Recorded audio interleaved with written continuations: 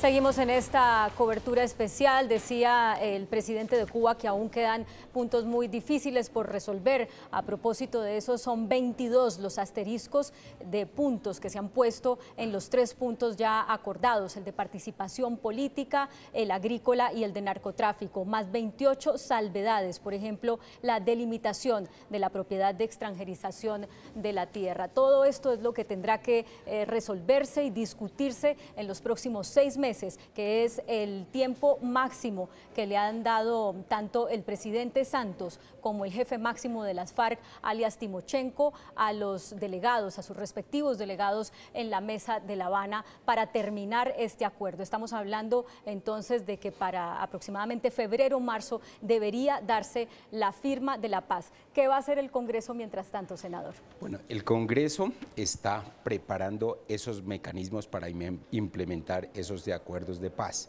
Va a tramitar en principio esta reforma constitucional que requiere 8 debates en 2 vueltas, de aquí a diciembre la primera vuelta y de marzo a junio la segunda vuelta. Entonces se pasan del tiempo, porque se va a firmar el acuerdo y ustedes todavía no van a estar listos con esta reforma constitucional. Porque lo que se prevé es que se firme el acuerdo, pero después vendrá la refrendación, que será a través de un referéndum, un plebiscito, ustedes tienen el tiempo justo para, sí, para trabajar en hacer la reforma constitucional mientras se firma el acuerdo y se llama al pueblo a las urnas o a algún mecanismo de refrendación. Yo creo que está el tiempo justo para que se dé la refrendación y también se dé la aprobación de esta reforma constitucional. Me parece que va, como diríamos, a salir al tiempo. Bueno, sigamos conversando sobre el impacto que tiene para la fuerza pública esta declaración del día de hoy, porque uno diría, de pronto hay miembros de la fuerza pública que tienen unos pecados guardados y que cuando llegan y les dicen, mire, si usted los reconoce, le vamos a dar solamente 5 a 8 años de privación de la libertad, ni siquiera en una cárcel, sino en unas condiciones especiales. ¿Usted cree que va a haber 100, 1000, un miembro de la fuerza pública que va a ir a ese tribunal a decir, sí, yo cometí este delito grave de lesa humanidad? Yo pienso que sí, porque aquellos que se apartaron de la normatividad y que en este momento están condenados, qué sé yo, penas de 20, 30 y 40 años, pues obviamente van a decir la verdad, lo que es su verdad, precisamente buscando la rebaja de las penas. Pero recordemos que en las cárceles hay muchos internos, en este caso de la fuerza pública, que son inocentes, que han sido víctimas de montajes, aparte de eso, de lo que se ha llamado el cartel de los falsos testigos. Y ellos en este momento, ¿qué están esperando? Es que los diferentes juzgados, tribunales, etcétera, les digan es que son inocentes, y ellos pienso yo que no van a aceptar esta justicia. Mire, hace un tiempo, cuando hubo una de las condenas al general Uzcategui, yo le hice esa pregunta, si él estaba dispuesto a reconocer una culpabilidad, aunque no lo fuera, con tal de recibir los beneficios de una justicia transicional, y dijo que sí, aunque no fuera culpable. En una condición similar, con condenas muy largas, están el general Arias Cabrales, el coronel Plazas Vega por el caso del Palacio de Justicia. Ante esta realidad que tenemos hoy, usted, que estuvo, digamos, en una prisión peor que cualquiera, ¿le recomendaría a esos generales reconocer una responsabilidad así no la tengan? Yo pienso que no les recomendaría, ellos son autónomos en sus decisiones, porque en este caso sería, por ejemplo, reconocer que yo fui responsable y que por eso las FARC me tuvieron 12 años allá secuestrado. Yo pienso que también los integrantes de la fuerza pública, en el caso, los casos que usted ha mencionado, pues ellos también van a querer es que en su momento les digan que no fueron responsables y que son inocentes, porque detrás de esto también vienen lo que son las demandas precisamente al Estado por los excesos que posiblemente pudo cometer la justicia. Allí, en esas acciones administrativas, pues seguramente habrá mucha tela que cortar. Vamos al Ministerio del Interior. Joana Contreras está con el ministro Juan Fernando Cristo, quien reacciona a esta hora, a lo conocido hace algunos instantes desde La Habana. Ok, buenas noches. Estamos aquí con el ministro del Interior, Juan Fernando Cristo, quien se va a pronunciar después de conocerse este acuerdo sobre la creación de una jurisdicción especial para la paz. Ministro, han puesto 6 meses de plazo. ¿Usted cree que todo está dado para que se cumpla este plazo?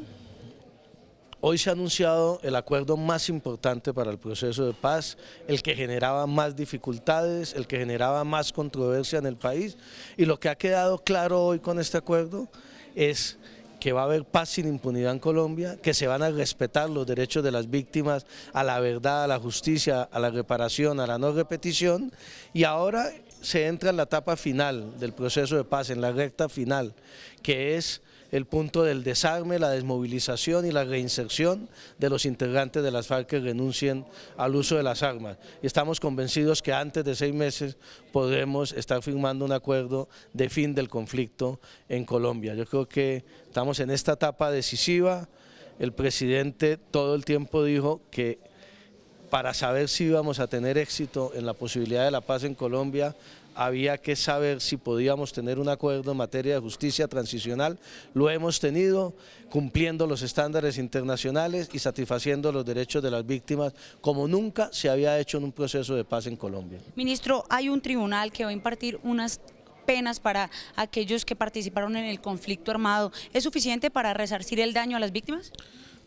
Es suficiente en materia de justicia, cuando el tribunal empiece a imponer las penas a quienes han cometido delitos de lesa humanidad y crímenes de guerra, pero no es el único componente de los derechos de las víctimas. También habrá una comisión de la verdad, el derecho a la verdad es fundamental para las víctimas, también está el derecho a la reparación y las garantías de no repetición para las víctimas, que en su conjunto hacen parte del catálogo de derechos que se le debe respetar a las víctimas y que este acuerdo de paz ha respetado. Para ahondar un poquito, ¿este tribunal estará compuesto por cuántos magistrados específicamente? Y también usted, ¿qué jurisdicción tendrá? ¿A quién va, digamos, a investigar? ¿A los combatientes de las FARC, a los miembros del Estado? ¿A quién más? No sabemos cuántos miembros le entregarán, habrá magistrados nacionales, magistrados extranjeros, y obviamente es un tribunal que juzgará a todos quienes en Colombia hayan cometido delitos de guerra, crímenes de lesa humanidad, porque los delitos políticos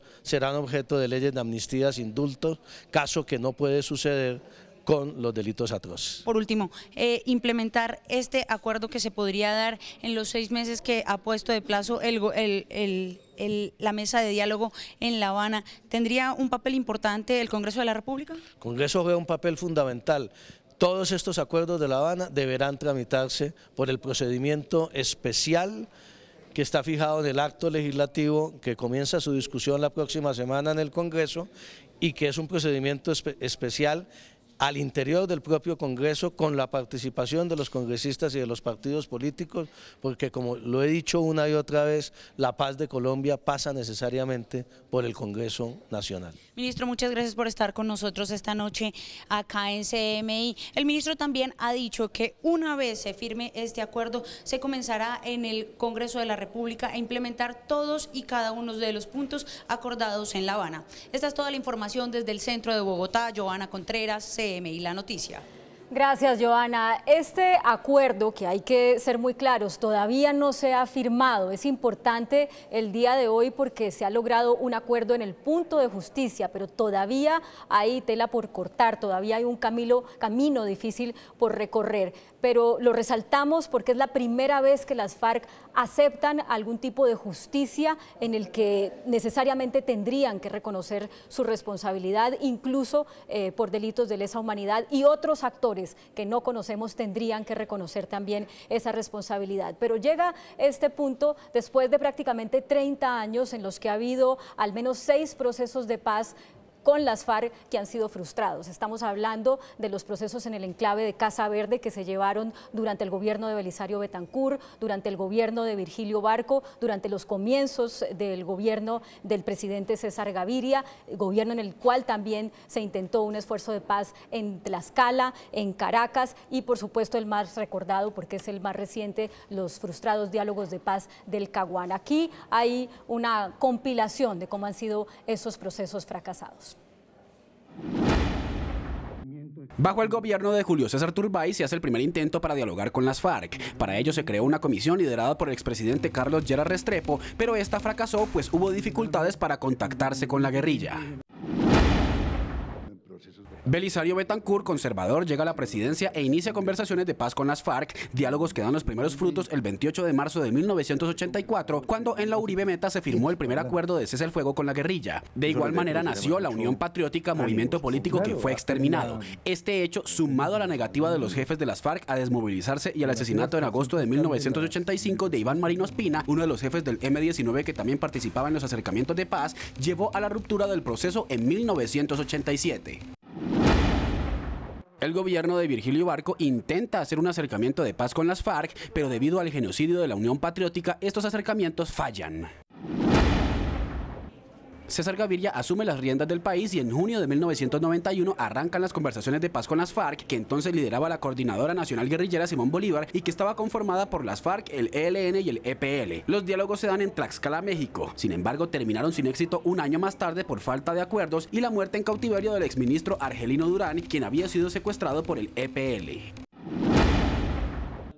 El último proceso de paz con las FARC se desarrolló entre el 7 de enero de 1999 y el 20 de febrero de 2002 durante casi toda la presidencia de Andrés Pastrana en la zona del Caguán, un territorio de 42.000 kilómetros cuadrados que fue desmilitarizado con ese fin. Tras dilatadas conversaciones y sin un cese bilateral del fuego, Pastrana rompe el diálogo luego de que las FARC secuestraron al congresista Jorge Eduardo Hechem.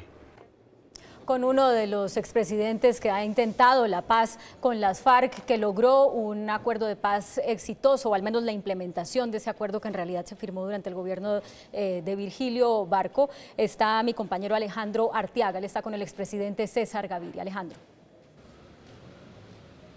Así es, hola, ¿qué tal, Claudia? Muy buenas noches. Pues se conocen las primeras reacciones después de conocerse este acuerdo entre gobierno y FARC en materia de justicia. Precisamente nos acompaña el expresidente de la República, César Gaviria. Expresidente, muy buenas noches. Bueno, ¿qué reacción hay frente a este importante anuncio? No, yo creo que es magnífico el acuerdo que el gobierno del presidente Santos y la delegación en nombre del gobierno y las FARC-EP han conseguido. Sin duda el tema más difícil era el tema de la paz, y la creación de esta jurisdicción especial resuelve de fondo el tema con cumplimiento de los más rigurosos estándares internacionales.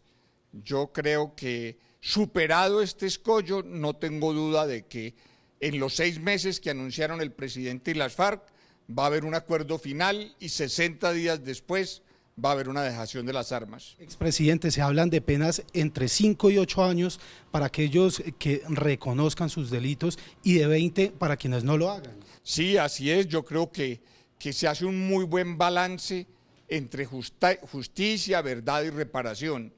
Quienes confiesen, quienes se comprometan en las tareas de reparación, quienes se comprometan en las tareas de no repetición, van a recibir penas que de alguna manera van a ser restaurativas, y quienes no confiesen, y estamos hablando de los delitos graves de lesa humanidad y de graves crímenes de guerra, quienes no confiesen van a recibir penas hasta de 20 años. Expresidente, muchísimas gracias. Pues es la información que se registra en directo desde el norte de Bogotá. Alejandro Arteaga, CMI, La Noticia. Muchas gracias, Alejandro. La reacción del expresidente César Gaviria. También se ha pronunciado la ex senadora Piedad Córdoba, quien ha sido, a través de Colombianos y Colombianas por la Paz, una protagonista también de los esfuerzos de la paz. Una de mis compañeras está con ella. Adelante, Joana. Buenas noches, Claudia. Estamos en este momento con la ex senadora Piedad Córdoba. Reacciones, por favor, doctora, frente a este anuncio importante que han hecho las FARC y el gobierno colombiano desde La Habana. Muy contenta, muy satisfecha. Yo creo que este es un gran avance.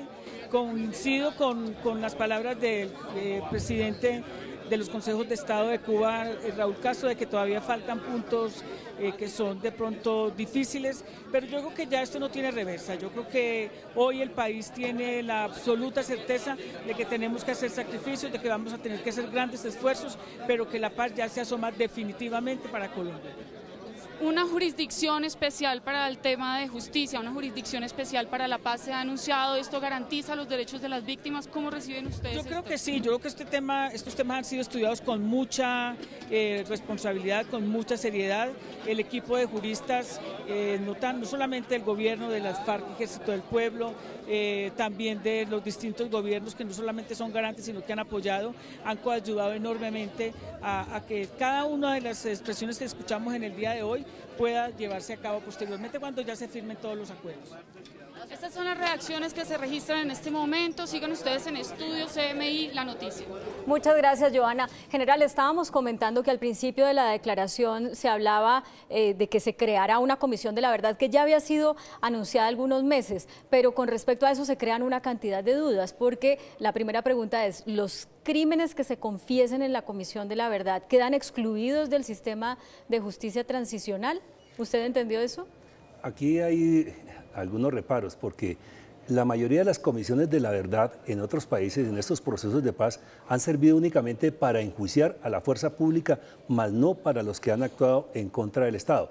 Por eso, en este momento creo que ahí va a existir doble responsabilidad por parte del Estado y de la fuerza pública, por la violación de los derechos humanos y por la violación del derecho internacional humanitario, mientras que a las FARC, buscando ese punto de equilibrio, es posible que se le vaya a juzgar por violación al derecho internacional humanitario. Otra parte es quiénes van a integrar esa comisión de la verdad, porque nos asalta esa preocupación de que únicamente van a salir como malos de todo este conflicto durante los 50 años los integrantes de la fuerza pública y que los integrantes de la FARC pues han sido únicamente las víctimas. Yo lo veo usted muy escéptico, general, y los generales que han hecho esto, las personas que han hecho esto en La Habana, en parte son generales de la República y son generales activos que tienen sus mismas preocupaciones. ¿Por qué el escepticismo? Porque conociéndolos internamente y viéndoles su discurso todos los días, escuchándoles por la mañana, por la tarde y por la noche, en esos tratos crueles, inhumanos, degradantes en que estuvimos, en ese corredor de la muerte durante esos casi 12 años, pues uno se vuelve escéptico, porque allí salían con una cantidad de mentiras todos los días y las iban cambiando de acuerdo a cómo iban saliendo las noticias o cómo iba avanzando en ese momento el proceso con el presidente Pastrana o lo que iba ocurriendo en la zona de distensión. Por lo tanto, y al ir a Cuba y durante estos últimos años que van de negociación, vemos que ellos no han reflexionado y no han hecho ese acto de contrición, al menos de reconocer las víctimas, de reflexionar y pedir perdón, no al caso de los integrantes de la fuerza pública, sino, por ejemplo, a todas las víctimas civiles que han ocasionado esos delitos de lesa humanidad que han cometido cuando han lanzado los cilindros bombas que han afectado a la población civil. Bueno, si no quieren reconocer esa parte, de ahí el escepticismo. Esperemos a ver, porque Timochenko hablaba de que Colombia está cumpliendo de esta manera sus compromisos internacionales, y sus compromisos internacionales implican, por ejemplo, que deben ser juzgados y sancionados quienes cometan delitos de lesa humanidad, y para eso pues tendrán que reconocerlos. Vamos a ver si el escepticismo suyo, general, es el mismo que presentan nuestros seguidores en la cuenta de Twitter de CMI, a quienes les formulamos hace algunos instantes la pregunta de si lo que oyeron de parte de los garantes los dejan satisfechos o no, si creen que eso es una justicia que se puede tolerar en aras de la búsqueda de la paz. Paula Viloria, usted hizo el seguimiento, ¿qué encontró? Claudia, buenas noches. En la cuenta oficial de Twitter, @CMI La Noticia, le preguntamos a nuestros seguidores si están de acuerdo con lo pactado hoy en La Habana sobre el tema de justicia. Estas fueron algunas de las reacciones. @Tamara Judis, es un informe general que pareciera muy bueno para Colombia, pero falta leer la letra pequeña y que todo se cumpla. @RugelesD, sí, estoy satisfecha y feliz porque al fin tendremos paz en Colombia. @FerpaTG, preferimos ver a las FARC en campaña política que en guerra. Nos llegó la hora a todos los colombianos de hacer la paz. @PS Javier Peláez M, es impecable, no hay impunidad y se tutela derecho nacional a vivir en paz. @GeomarZ, creo que es un avance significativo para Colombia, seamos optimistas. @Gushas, da miedo escuchar tanta palabra bonita, ¿qué hay detrás en realidad? Por nuestro bien que sea cierta tanta belleza. A ustedes los invitamos a que nos sigan en @CMI La Noticia en Twitter y en nuestra fanpage en Facebook @CMI La Noticia. Claudia sigue con más información. Paula, muchas gracias. Yo creo que al menos por esta muestra, que hay que decir no es representativa, la gente lo recibe mejor de lo que usted lo está recibiendo en general, ¿no le parece? Claro, porque todos siempre aspiramos a recibir buenas noticias todos los días. Yo sigo diciendo que yo le agradezco a Dios que me permite vivir un día más, que me permite estar en libertad, estar disfrutando aquí de todo este ambiente. Si me gustan esas noticias optimistas, pues obviamente que a la gente y que todos queremos es precisamente la paz para Colombia. Que claro, el camino es largo, difícil, espinoso, pero hay que estarlo recorriendo, porque lo decían en alguna intervención y no sé si la vuelvo a ser repetitivo. Le pregunta el alumno al maestro, al sabio: maestro, ¿cuándo tengo que sembrar un árbol? Él le contesta: lo tiene que sembrar ya, pero si usted lo hubiese sembrado hace 20 años, ya se estaría cobijando bajo la sombra de ese árbol. Entonces, en este momento, si sembramos el árbol de la paz ya, es posible que en 20 años ya nos estemos cobijando en ese árbol de la paz. Bueno, a propósito de años, meses y días, senador, explíquenos, porque oyéndolo en lo que nos ha respondido esta tarde, realmente hasta julio del próximo año no se va, esa comisión legislativa especial no va a comenzar a legislar acerca de estos acuerdos que hemos estado oyendo el día de hoy. ¿Qué va a pasar entonces con las zonas donde las FARC ha estado operando por todo ese tiempo y me imagino va a estar operando hasta que esa comisión legislativa trabaje? Bueno, a ver, lo primero que hay que destacar es que hay un cese unilateral al fuego, pues eso es una ganancia para los colombianos. Hemos escuchado hoy que hay un compromiso que el acuerdo se firmará en 6 meses. Después de los 6 meses vendrá la refrendación, que repito será a través de los mecanismos que se definan en el Congreso de la República. Perdón, lo voy interrumpiendo. Pues la dejación de las armas. Sí, si hablamos de 6 meses, entonces estamos por allá como entre febrero y marzo, ¿verdad? Sí. Entre febrero y marzo y julio, cuando empiece a funcionar la comisión legislativa, mientras los colombianos hablamos de la refrendación en los términos que nos la planteen, ¿qué va a pasar con las FARC? ¿Dónde van? No las FARC que están en La Habana, las FARC que están en Colombia, que están en un cese unilateral, pero ¿qué va a pasar con ellas cuando han seguido extorsionando a pesar del cese bilateral, por ejemplo? Porque se aspira que este proyecto de acto legislativo esté aprobado máximo en abril del próximo año, lo que va a coincidir con el periodo de la firma del acuerdo, la refrendación y la dejación de las armas, y inmediatamente empezará a operar la Comisión Legislativa Especial, que será la encargada de hacer las reformas necesarias para la implementación de esos acuerdos. O sea, la Comisión Legislativa va a comenzar a operar, ¿usted cree, antes de que se termine la primera legislatura del próximo año? Claro, esto estará aprobado, esta reforma, más o menos abril, por tarde mayo del próximo año. ¿Usted cree, general Mendieta, que llegó el momento para hacer el cese al fuego bilateral? Estamos en cese unilateral hasta ahora. Y la CERAC, que es un organismo muy juicioso que hace seguimiento a esos acuerdos, a ese cumplimiento del cese unilateral, la Defensoría del Pueblo han dicho sí están cumpliendo. No obstante, decía por ejemplo el ministro de la Defensa esta mañana, están cumpliendo en el sentido de que no atacan a la fuerza pública y no atacan poblaciones, pero siguen extorsionando y eso afecta a la población civil quizá más que cualquier otra cosa. ¿Usted cree que después de esto ha llegado el momento para el cese bilateral? Pienso que desde el momento en que se suspendieron los bombardeos hay un cese bilateral, porque si algo que le tenían miedo a las FARC y que nosotros también lo percibimos mientras estuvimos en cautiverio eran los bombardeos. ¿Por qué? Porque todo el mundo está prevenido y al escuchar helicópteros, al escuchar aviones, inmediatamente todo el mundo entra a la defensiva y casi que a la huida, porque en cualquier momento puede caer una bomba o puede ser artillado el sitio donde se está. Entonces, si se suspendió esos bombardeos, yo pienso que desde ese momento comenzó ese cese bilateral, porque por lo demás, diariamente siguen seguramente en su diario vivir, porque cuando hay luna llena, las embarcaciones siempre seguirán transitando por los ríos, porque no va a haber presencia de la fuerza pública a lo largo y ancho de todos estos ríos. También seguirán transitando por la selva, entonces a ellos no les causa mayor inconveniente ese cese bilateral cuando se hace por tierra la fuerza pública. En cambio, si están los bombardeos, eso sí es de otra manera como ellos sienten el presionar de la fuerza pública. Vamos a ver cómo reaccionaron los gremios de la economía ante esta noticia que conocimos hoy en La Habana, Cuba. Con beneplácito recibieron los gremios el anuncio desde La Habana, Cuba, sobre la firma del acuerdo para la creación de una jurisdicción especial para la paz.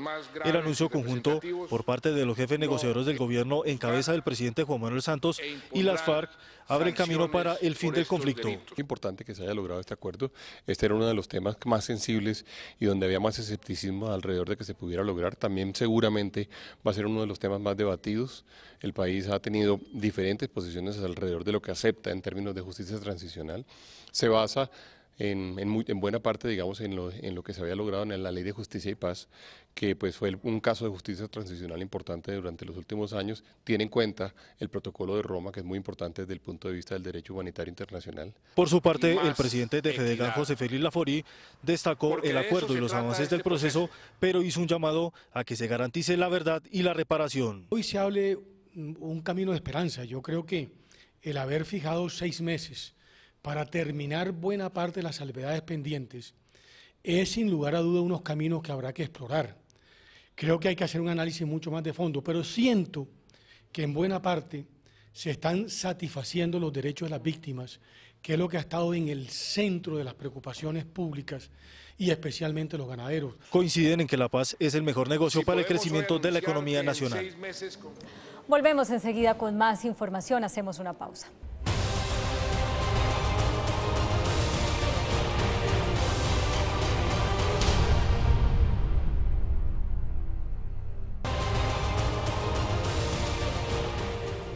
Seguimos en esta cobertura especial recogiendo las reacciones de los exmandatarios. El presidente Andrés Pastrana se ha pronunciado sobre lo que escuchamos más temprano. Camilo Montoya está con él. Camilo, ¿qué ha dicho?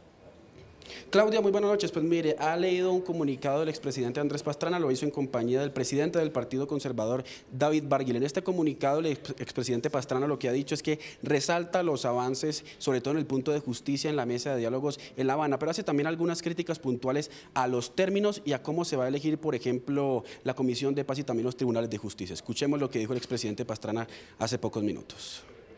Debemos tener la certeza de la entrega de las armas por parte de las FARC, y no de una dudosa dejación que hasta ahora solo genera incertidumbre. Como lo ha reiterado el presidente Santos, abro comillas, la perdurabilidad de los acuerdos y el paso verdadero hacia la paz solo se obtendrá en la medida que lo acordado resulte aceptable para la mayoría de los colombianos. Cierro comillas. Al final, lo que los colombianos esperamos es un acuerdo de paz con sabor de justicia y aroma de dignidad.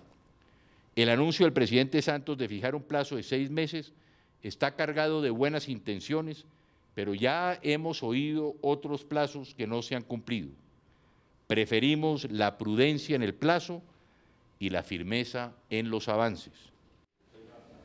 Claudia, hay que agregar que por último el expresidente Andrés Pastrana dijo que no se puede igualar a la fuerza pública, es decir, a los miembros de las fuerzas militares con el juzgamiento a los miembros de las FARC, puntualmente con el tema de las ejecuciones extrajudiciales conocidas como los falsos positivos. Claudia.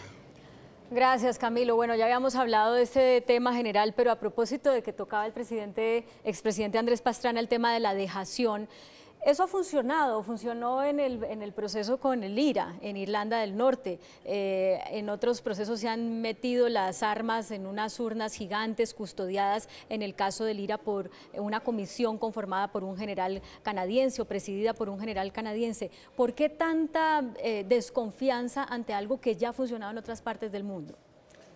En este momento, porque dejarle las armas a las FARC es permitir que ellos sigan utilizándolas en las zonas donde seguramente van a estar. No, pero no es dejarle las armas, ellos hacen la dejación de las armas y tienen que quedar en manos de alguien que custodie que ellos no las usen. Sería beneficioso y saludable que todos los colombianos supiéramos dónde van a estar esas armas, qué país las va a recibir, en qué containers, como usted dice, van a estar. Aparte de eso, pues hay por supuesto muchas entidades que lo pueden hacer. La otra parte sería casi que la satisfacción de nosotros y casi que ese fresco que podemos sentir de que esas armas no van a estar en manos de los integrantes de las FARC. Bueno, eso es algo que seguramente el presidente Santos irá aclarando. Él se va a pronunciar a las 8 de la noche y por supuesto vamos a llevar esa alocución en vivo porque la idea es resolver una cantidad de preguntas que quedan abiertas después de la lectura de este acuerdo. Pero, senador, otra de las grandes preguntas de la gente es, bueno, aquí se les ponen las mismas condiciones que a los paramilitares, que digan la verdad plena, que hagan reparación y que den garantías de no repetición. Pero si los paramilitares que entregaron bienes que estaban a nombre de ellos o de sus testaferros, con eso no han dejado satisfechas a las víctimas, porque muchas de ellas dicen, a mí no me tocó nada de eso, ¿qué le va a pedir el gobierno a las FARC que entreguen en materia de reparación para las víctimas? Bueno, yo creo que es conocido por todos los colombianos que hoy las FARC no solamente son propietarios de extensiones de tierra, muchas hectáreas, tienen bienes como dedicados a la ganadería, en fin, y seguramente tendrán otros recursos y allí yo creo que hay que prever en esas reformas que se van a hacer cómo y de qué manera se va a lograr que efectivamente se logre la reparación a las víctimas que necesariamente hay que reparar. Y con ese dinero que entreguen las FARC, ¿debería, desde su punto de vista de senador, presidente de la Comisión Primera, alcanzar para reparar a las víctimas o del bolsillo de todos nosotros los colombianos tendrá que salir parte de esa reparación? Bueno, esto tenemos que decir que no va a ser fácil. Primero, porque seguramente van a decir la guerrilla, si estuvieron en la guerra confrontando al Estado durante tanto tiempo, pues que no tienen bienes, en fin. Entonces, yo creo que aquí vamos a tener que integrar ese tribunal especial de justicia que también se encargará de investigar y mirar dónde están esos bienes para que haya efectivamente la entrega de esos bienes para la reparación que va a ser necesaria. General, usted ahorita hacía una acotación respecto a la preocupación que le da que los miembros de las FARC, así reconozcan sus delitos, se queden en los territorios donde han tenido influencia, incluso si no tienen armas. ¿Por qué no lo satisface a usted esta figura de privación de la libertad en esas condiciones? Tomemos un ejemplo, alias Chucho, que fue el último carcelero de nosotros que en este momento está en prisión. Él decía que cuando estuvo en la zona de distensión a él le asignaron un municipio, si no estoy mal creo que era La Macarena, y él decía que él era el que imponía la autoridad allí, es decir, que toda la administración municipal cumplía las órdenes que él le decía. Por lo tanto, manifestaba que allí el alcalde era un títere. Entonces, en ese orden de ideas, sí, dejamos a integrantes de la FARC donde tienen un control de área, donde tienen su familia en zonas de cultivo, bueno, puede que cumplan el acuerdo y se comience a erradicar los cultivos, pero ellos van a seguir dominando esa zona.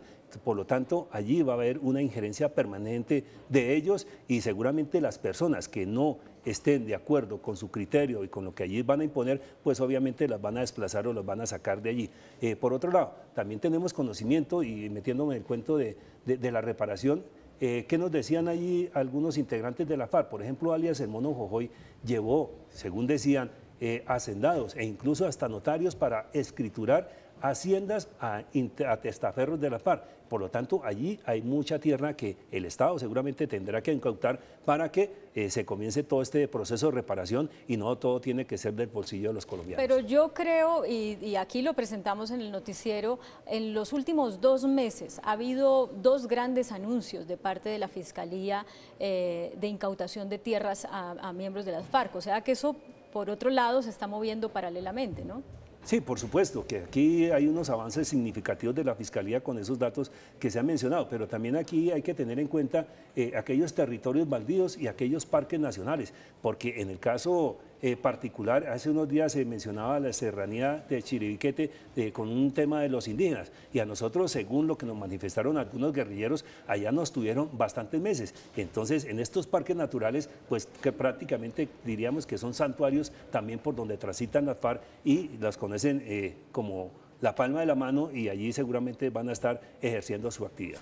Senador, yo me quedé curiosa cuando el delegado de Noruega leyó una frase respecto a los delitos que no podían ser sujetos de amnistía. Dijo, va a haber una amnistía lo más amplia posible según el derecho internacional humanitario y una ley determinará la conexidad de unos delitos con otros, pero por ningún motivo serán objeto de amnistía los delitos de lesa humanidad, y ojo a la siguiente frase, que estén consagrados en la legislación nacional.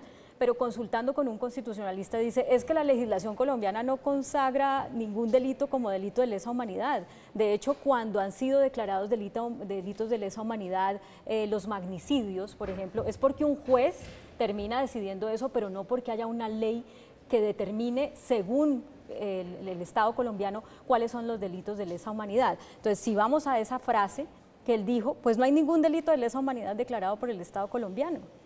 Sí, pero mire que en ese sentido ya la jurisprudencia nacional e internacional ha establecido cuáles son esos delitos de lesa humanidad, delitos atroces. Internacional, no la nacional. Y la jurisprudencia nacional. Por eso, cuando nosotros tramitamos el proyecto de reforma constitucional del fuero penal militar, inicialmente se hizo una lista de aquellos delitos que no serán de conocimiento de la justicia castrense. Finalmente, se dijo que para que todos estos se involucraran, que habría que recurrir al derecho internacional humanitario, donde sí efectivamente ya hay definiciones en este sentido. Seguimos hablando de este tema enseguida, después de una pausa. Ya volvemos, continúen con nosotros.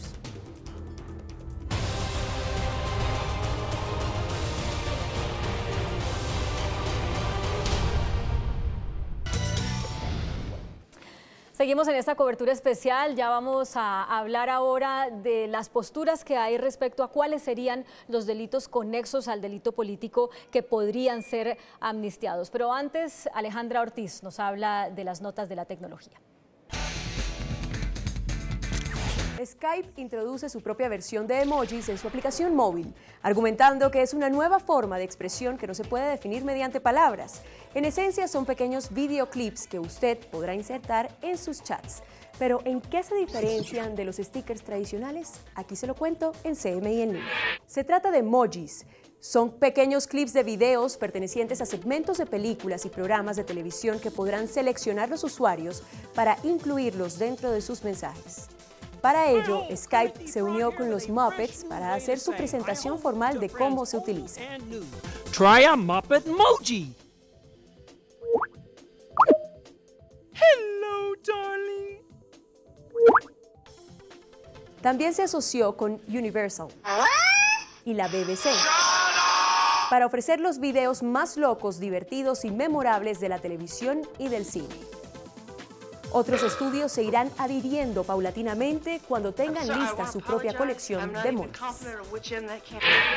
Los emojis están disponibles para dispositivos con sistema operativo iOS y Android, para Windows y OS X. Y por supuesto, usted tendrá que descargar la última versión de la aplicación para poder disfrutarlos en las distintas plataformas. Feliz noche para todos. Estábamos hablando aquí fuera del aire que en esa comisión legislativa especial, senador Rosero, pues los legisladores de la comisión primera y los 12 de otros partidos que se sumen van a tener que definir los delitos conexos para amnistiar, y entonces vuelve el punto de narcotráfico. ¿Usted ve a esa comisión legislativa diciendo el narcotráfico es un delito conexo al delito político?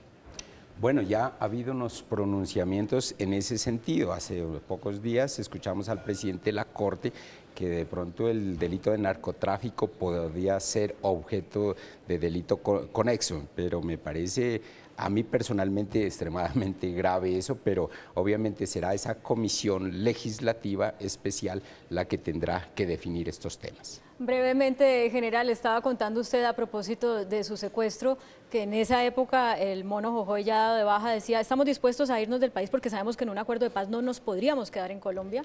Sí, en el tiempo, en las 3 oportunidades que él fue allá a las jaulas de concentración donde estuvimos en algunas oportunidades y que el proceso de paz del presidente Pastrana iba avanzando, él lo aceptaba, decía, es que yo sé, y manifestaba con estas palabras, que no nos podemos quedar en el país porque vamos a ser declarados como objetivo y por lo tanto tendremos que estar por fuera del país un tiempo mientras ya la comunidad nacional se acostumbra a toda esta cuestión del proceso en su momento y ya regresaremos seguramente a hacer política. Bueno, por lo tanto, en este momento yo pienso que los dirigentes de las FARC, los cabecillas seguramente estarán estudiando posibilidades e incluso de quedarse por fuera del país mientras avanza más el proceso y seguramente pueden llegar a a ocupar cargos políticos. Como lo hizo el M-19, que sí tenía un mayor aprecio de los colombianos que el que tienen las FARC. Pues vamos a seguir pendientes de las reacciones, de los detalles a esto que se ha conocido hoy en La Habana. Le agradezco mucho al general Mendieta por habernos acompañado, también al senador Enrique Rosero, presidente de la Comisión Primera, por ayudarnos con este análisis, y estamos atentos a las declaraciones que dé el presidente Juan Manuel Santos desde La Habana con más detalles de este acuerdo sobre justicia logrado hoy con las FARC. Gracias por estar con nosotros.